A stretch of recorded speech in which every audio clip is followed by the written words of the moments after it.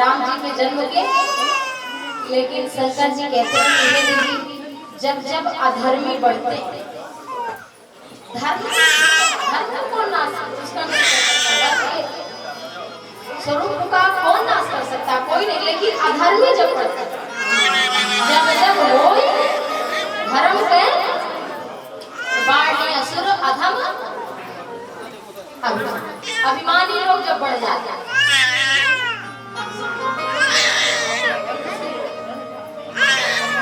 और हर व्यक्ति को किसी न किसी बात का अभिमान हो ही जाता है। भगवान शंकर कहते हैं कि जब जब अधर्मी बढ़ते हैं, हे देवी असुर बढ़ते हैं, अभिमानी बढ़ते हैं, अनीति ऐसी करते हैं जिसका वर्णन नहीं किया जा सकता। जब जब ब्राह्मण देवता और पृथ्वी और गौ माता इन पर नारी इन पर अत्याचार होता है, तब उसको मैं नहीं सहन कर पाता। भगवान शंकर ये कथा सुना रहे माता पार्वती को, और श्रीमद् भगवत गीता में भी यही है, यदा यदा हि धर्मस्य ग्लानिर्भवति भारत अभ्युत्थानम् अधर्मस्य तदात्मानं सृजाम्यहम् परित्राणाय साधूनां। वही एकदम ट्रांसलेट आप श्रीमद् भगवत गीता भी पढ़िए और श्रीमद् भागवत पढ़िए और रामचरितमानस बिल्कुल मैंने पढ़कर देखा, एक एक शब्द बोले। तुलसी बाबा ने ऐसे नहीं लिख दिया नाना पुराण निगमागम सम्मतम। मैंने देवी भागवत में भी पढ़ा, शिव पुराण में भी पढ़ा, अक्षरशः वही लिख दिया। इसलिए साम वेद के समान फलवती है रामचरित। परित्राणाय साधूनां विनाशाय च दुष्कृतां धर्म संस्थापनार्थाय संभवामि युगे युगे। और यही श्रीमद् भागवत में यदा यदेह धर्मश्च क्षयो वृद्धिश्च पाप्मनः तदा तु भगवान् स आत्मानं सृजते हरिः। एकदम वही शब्द जो नहीं करे राम गुणगाना, ये सब आप पढ़ेंगे प्रथम स्कंद में तो हमें लगा कि अरे वाह तुलसी बाबा धन्य हो धन्य हो धन्य हो, क्या आपने लिख दिया। अगर कोई चौपाई गलत नहीं पढ़ता, मतलब हमने देखा अच्छे अच्छे पढ़े लिखे चौपाई ठीक से नहीं पढ़ते, उनको कोई ऐसे शब्द है तो वो उसको पढ़ेंगे लेकिन लगेगा नहीं कि वही, क्योंकि वो ऐसे समाज में रह रहे हैं कि उसे वो अवधि भाषा तो अवधि भाषा में तुझे भाषाबद्ध कर जैसे मोरे मन प्रबोध भाषा लिखा है कि हर कोई पढ़ पाए, उसमें थोड़ा गलत भी हो जाए तो कोई फर्क नहीं पड़ता। लेकिन आप कोई मंत्र पढ़ेंगे और उसको गलत पढ़ेंगे तो आपको विपरीत फल देगा। इसलिए महादेव ने महामंत्र दिया है, महामंत्र सोई जपत महेश। मंत्र नहीं देते शंकर जी, देव नहीं है महादेव, इसलिए महादेव महामंत्र जपते हैं। महामंत्र क्या है? संतत जपत संपूर्णता। कौन सा? राम नाम शिव सुमिरन लागे। तो शिव के पास राम नाम की धन है और उसे काशी मुकुट है देश जा सुनाम बोलो शंकर काशी, जिनके पास बल ही राम का है। तो राम तत्व जो है वो ऐसा है, ऐसी कथा जो तुलसी बाबा लिख रहे हैं वो सभी वेदों का, सभी शास्त्रों का, सभी उपनिषदों का, सभी पुराणों का सार है। तो कहते हैं कि असुर मारी था महिसुरन राखनी निज श्रुति से, और जग विस्तार ही राम जग विस्तार ही राम। जैसे इस जगत में राम के यश का विस्तार करते हैं, राम जन्म कर ये विशेष विषय। अच्छा लिखा फिर क्यों? इसलिए कि सोई जस गाय भगत भक्त तरह। इस कथा को गा करके सुन करके भक्त लोग भवसागर से पार हो जाते हैं। 5 कल्पों की कथा मैं आपको संक्षेप में सुनाती हूँ क्योंकि समय हमारे पास नहीं है।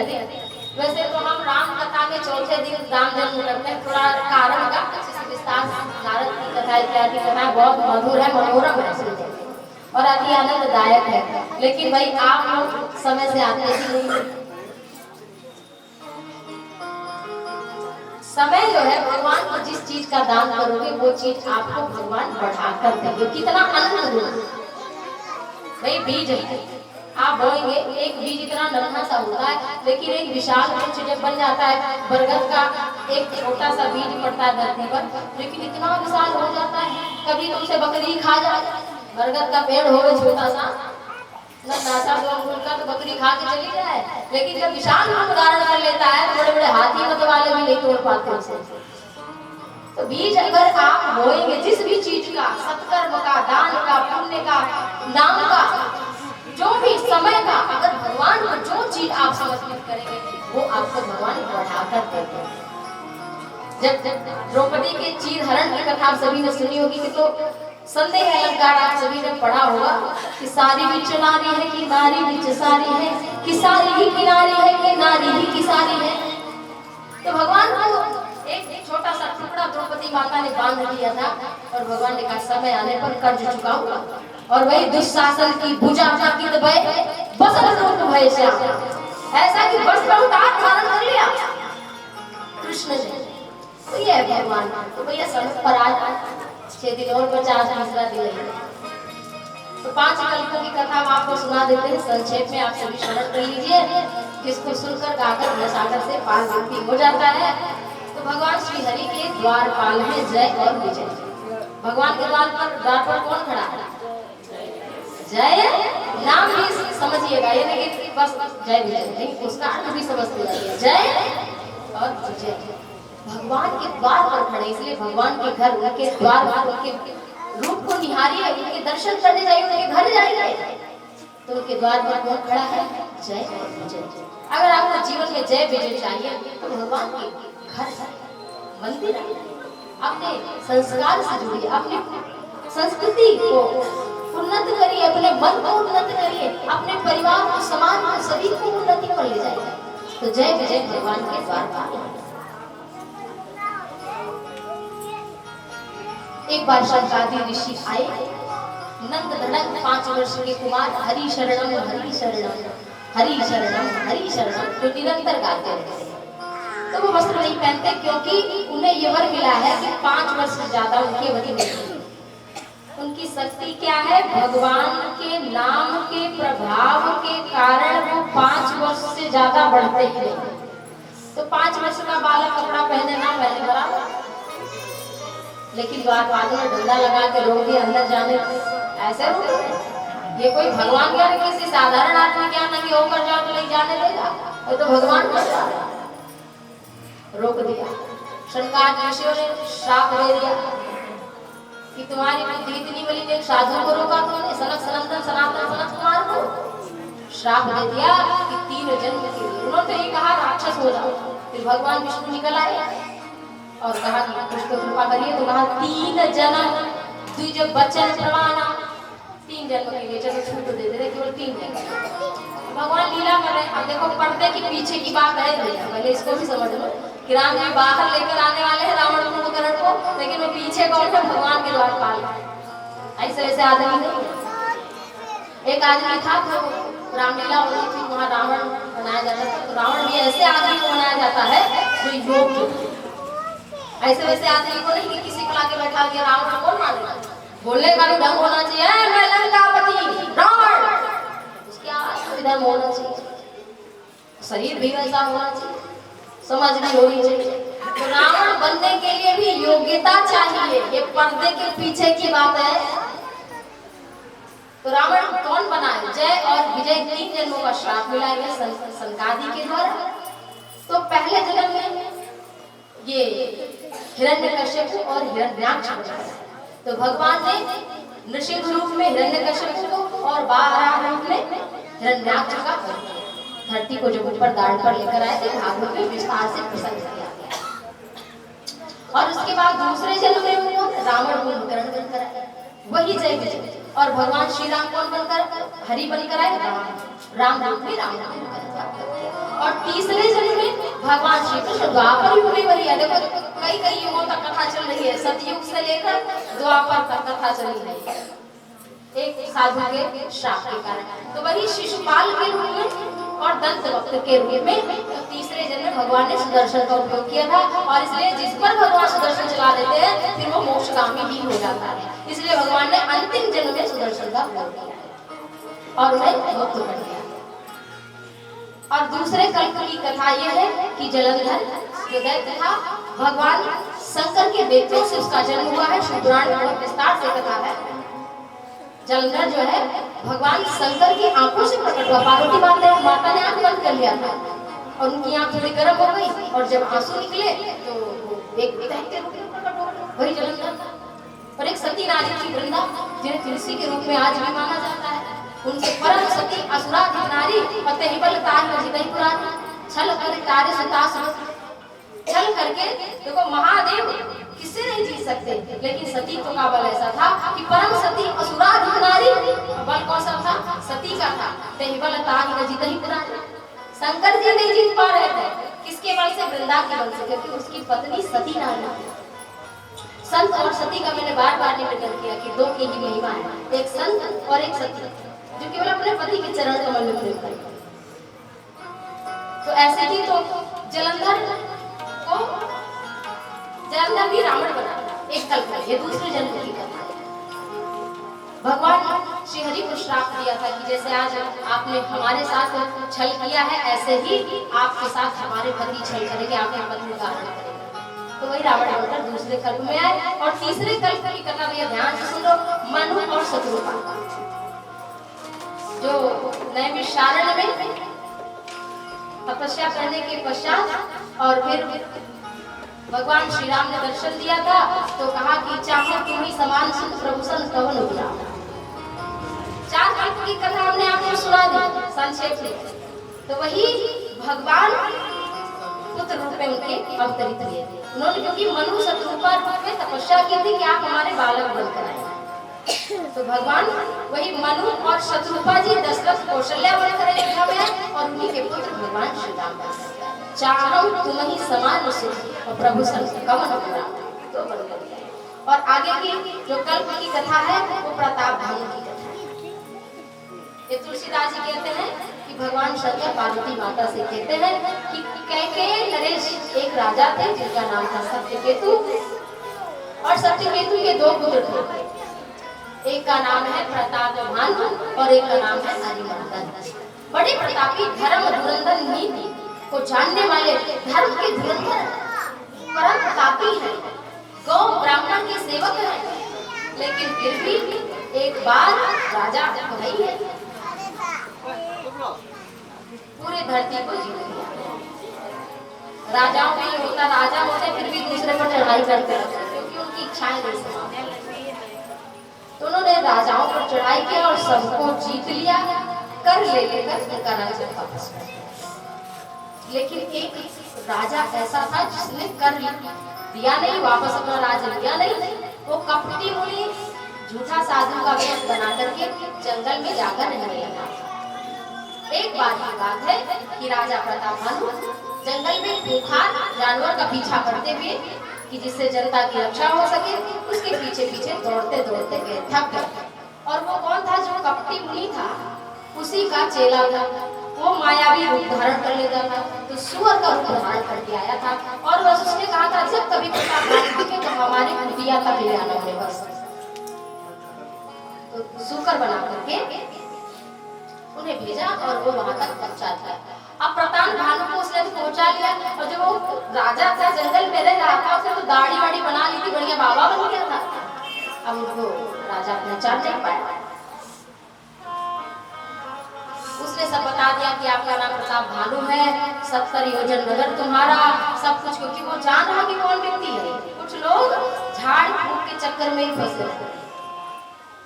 हर आदमी को जागने की जरूरत है। बड़ी बड़ी रिद्धि सिद्धि ये बहुत यत्न करने पर प्राप्त है। तो फिर कपटी मुनि से देखो ये शिक्षा हमें मिल गई कि राजा प्रताप भानु उस कपटी मुनि जो हारा हुआ राजा उसके चंगुल में फंस गया कि हमारे बारे में सब जानते हैं। ऐसे महाराज धन्यवाद, आपने हमें देखते ही सब बता दिया। अच्छा, जब सब बता दिया तो बड़ी श्रद्धा बढ़ गई। अब उसने कहा हम अमर हो जाए महाराज, कोई ऐसा यत्न करो। तो उसने कहा 1 लाख ब्राह्मणों को नित्य भोजन करो। अच्छा महाराज ठीक है। अब रसोईया बन करके वो सूकर को अपने वहां लेकर के आए राजा के यहाँ, और ब्राह्मणों का मृगों का मांस सम्मिलित कर दिया भोजन। विविध मृगन कर आमिष राजा तेमो विप्र मांस खलसा, ब्राह्मणों का भी मांस मिला ये भोजन। और जिस समय ब्राह्मण भोजन करने के लिए बैठे उसी समय आकाशवाणी हो गई, हे ब्राह्मण देवता इस भोजन को न करना, इसमें ब्राह्मण का मांस मिला। और भाभी के बस राजा कुछ बोल नहीं पाया, इतना प्रतापी, सत्य का पालन करने वाला, धर्म धुरंधर, नीति सुजाना, नीति को जानने वाला, धर्म की धुरी को धारण करने वाला, लेकिन इच्छा ने उसको ऐसा बिगाड़ा। प्रताप भानु जिसका नाम ही था, सूर्य के समान जिसका प्रताप था। अब जब राजा बोल नहीं पाए प्रताप भानु, तो सारे ब्राह्मण उस समय उठ करके खड़े हुए और तुलसीदास जी लिखते हैं, संबत माध्यना सतवा संबत माध्यना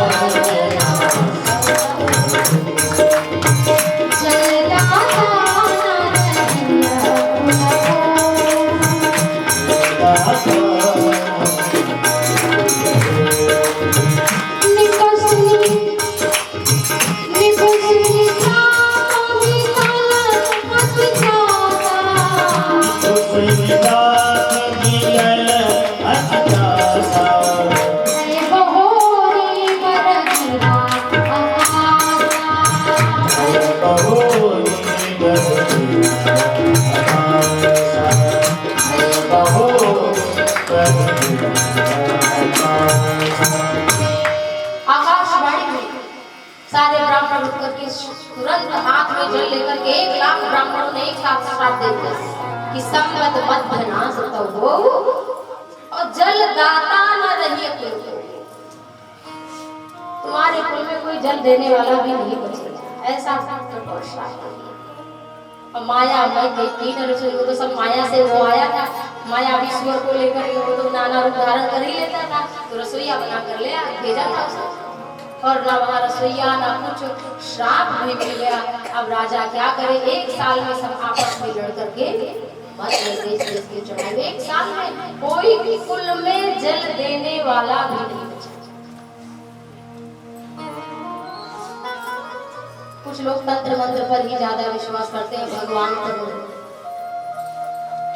एक आदमी था तो झूठी उसे कुछ नहीं आता, वो 2-4 मोर पंख ले लेता और टूटा अपना घर, उसका बहुत टूटा हुआ था, झोपड़ी थी, लेकिन आता तो लोगों की भीड़ लगी रहती, वो कहता ऐसे पंख मार, आकाश बांधू पाताल बांधू सातों समुद्र बांधू छू, ऐसे ही करे जो भी है, आकाश बांधू पाताल बांधू सातों समुद्र बांधू छू, सिर पर लगा कर। अब 500 आदमी आता तो उसमें 4-6 आदमी को लाभ होता है, तो वो भी 4-6 आदमी विचार करते महाराज बिल्कुल सही बताते हैं, चलो उनके यहाँ चलो सही हो जाएगा। पत्नी सोचती कि ये क्या कहते हैं, इससे बड़ी भीड़ लगती है, सुने तो हमारा घर आज तक बन नहीं पाया, ये लोगों का कष्ट दूर कर दे। पत्नी दरवाजे पर खड़ी और चुपके से सुनने लगी। क्या सुन रही है कि वो यही कह रहे हैं कि आकाश बांधू पाताल बांधू सातों समुद्र बांधू छू। तो पत्नी सुन रही थी, ध्यान लगा के कहा, बोली रहने दे, आकाश बांध रहा है, पाताल बांध रहा है, सातों समुद्र बांध रहा है, बढ़िया तो बांध ले, टूटी है, इतना कुछ बांध रहा है, मैं तो टूटी बढ़िया में रहती हूँ, पानी बरसता है तो सीधे यही निकलते हैं बरसात से, सूर्य भगवान पहले किधर यही ले आते हैं। तो ऐसे लोगों के बीच में भी लोग फंस जाते हैं। जल दाता न रही कुल को बचा ही नहीं, और यही राजा अपने कुल के साथ में राक्षस कुल में जन्मा। यही राजा प्रताप भानु अरिमर्दन अपने पुत्र पौत्र नाती के समेत इतना प्रतापी, भूषण तुलसीदास जी कहते हैं, काल पाई मुनि सुनो सोई राजा, दस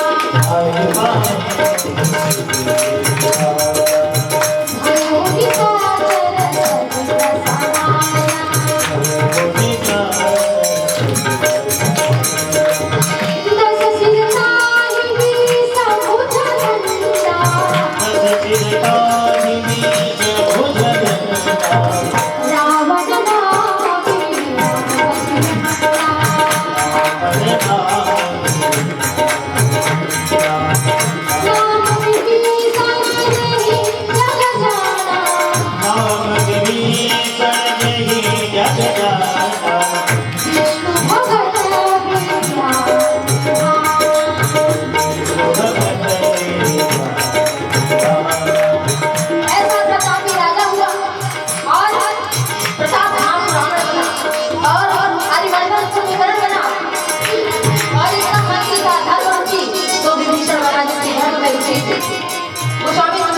कहते हैं कि तीनों भाई ने बड़ी तपस्या की और जब ब्रह्मा जी प्रकट हुए तो क्या मांगा? हम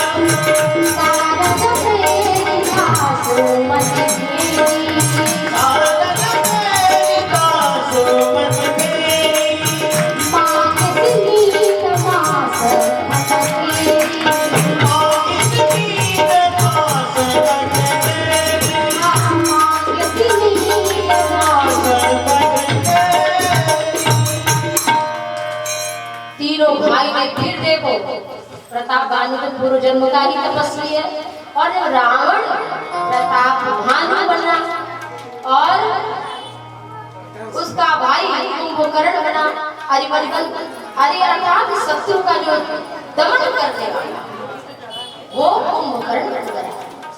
तीनों भाई ने बड़ी तपस्या की, धर्मधर्षी विभीषण बन कराया जो प्रताप भानु का मंत्री था, उसकी धर्म में रुचि थी। तो रावण के पास जब ब्रह्मा जी जाने लगे तो सोचा अकेले ना जाऊं, नहीं तो अलग अलग वरदान देना पड़ेगा। इसलिए शंकर और ब्रह्मा जी साथ ही में एक ही साथ वरदान दे देंगे। वरदान क्या मांगा?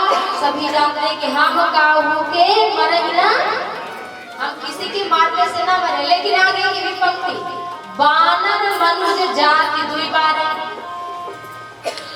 मनुष्य और बंदर को छोड़कर हम किसी से मरे ना। कितना जानकार है, कितना जानकार है। क्योंकि नारद जी की कथा में ऐसा वर्णन आता है, कंठ की कथा है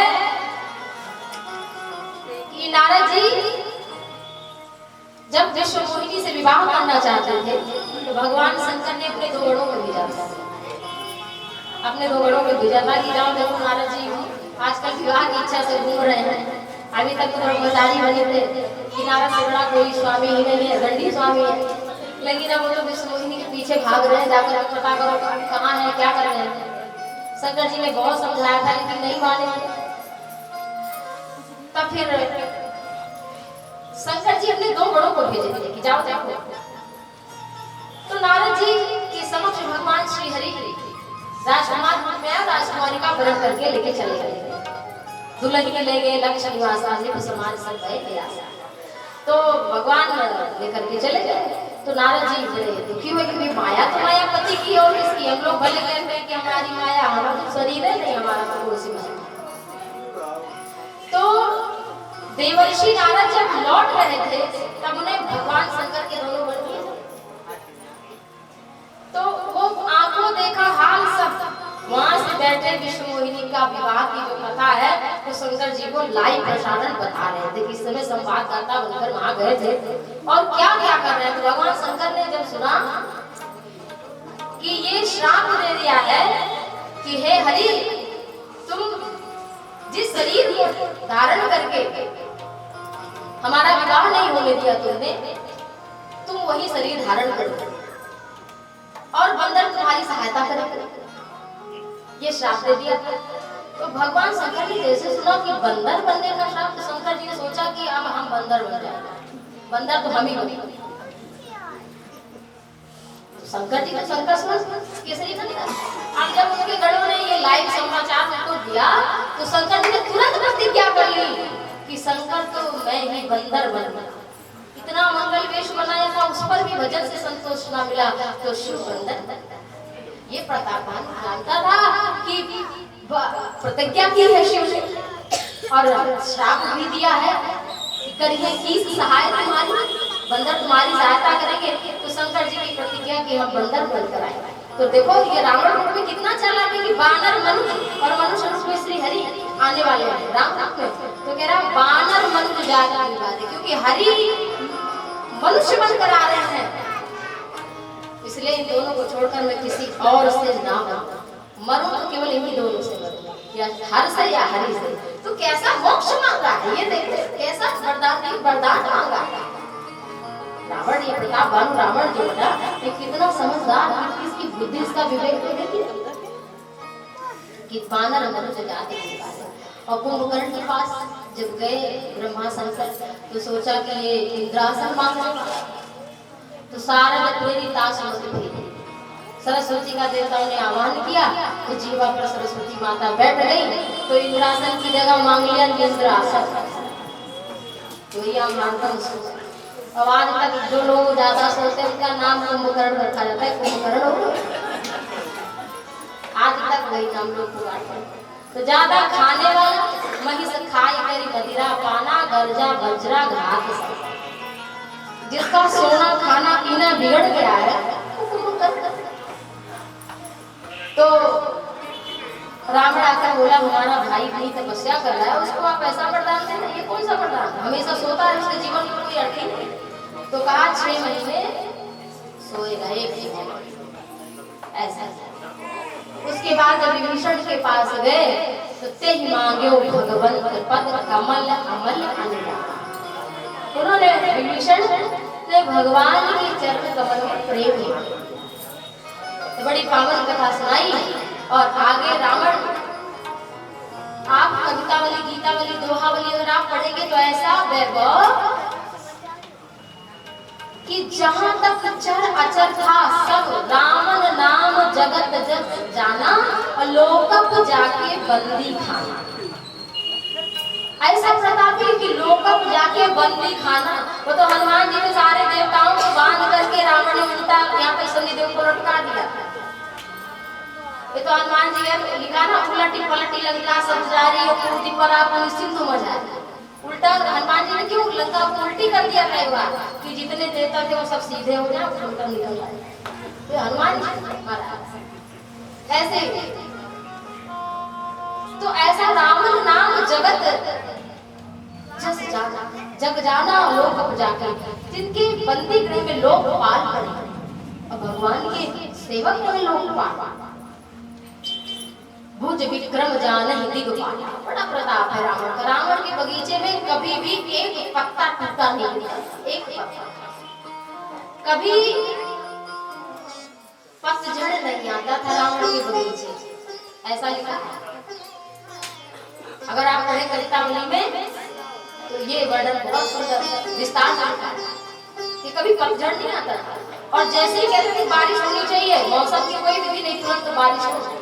फल फूल से हमेशा वृक्ष लदे रहते दर के बाद। मौसम की प्रतिकूलता नहीं थी, कभी गर्मी बढ़ जाए, ऐसा कभी सूर्यदेव कर ही नहीं सकते। ये प्रताप था रावण का। अब वो रावण जब चलता है तो चलत दशानन डोलत,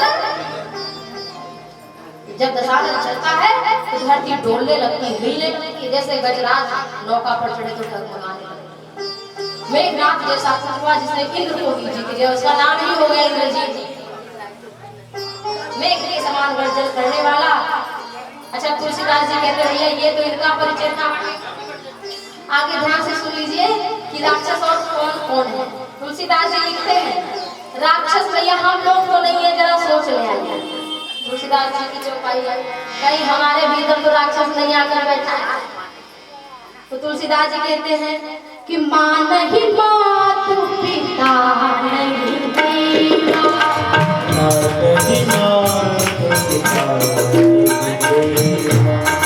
साधु दर्शन करवा सेवा, साधु दर्शन करवा सेवा, जिनके यहाँ आचरण भवानी, जिनके यहाँ आचरण भवानी, ते जाने निश्चर सबरानी, ते जाने निश्चर सबरानी, अतिशय की धर्म कल्याणी, अतिशय की धर्म कल्याणी,